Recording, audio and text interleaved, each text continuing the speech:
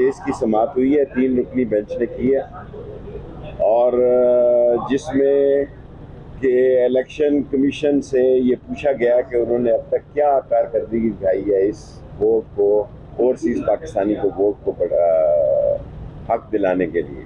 और उन्होंने कुछ और नुकात भी कहे हैं जो कि लीगल साइड जवाब देगी। सुप्रीम कोर्ट का फैसला है जिसकी गलत इस्तेमाल कर रहे हैं। मुझे पूरी उम्मीद है जो भी सुप्रीम कोर्ट के फैसले की जनरल इलेक्शन 2 सूबों में हुक्म अदूली करेगा, वो सुप्रीम कोर्ट की तस्दीक करेगा और अदालत के कटहरे में खड़ा होगा। गरीब मर रहा है, गरीब ज़बा खाने में है और ये इक़्तिदार के मस्ती के मैखाने में है।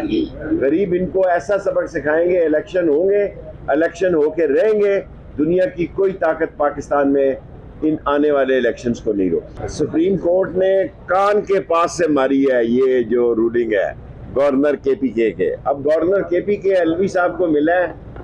शिबली अलवी साहब से जाके पूछ सकते हैं कि उसने क्या बात की है, लेकिन गवर्नर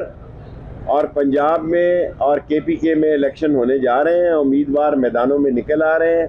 पार्टियां टिकट जो हैं अपने तकसीम करने की मीटिंग्स कर रही हैं और मुझे पूरा यकीन है कि जो ये महंगाई का तूफान और समंदर और 300 रुपये का जो कम व बेश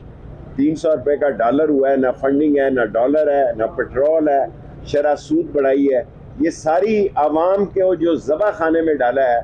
ये इंशाअल्लाह वोट पे लोग इंतकाम लेंगे और इमरान खान को वोट डालेंगे।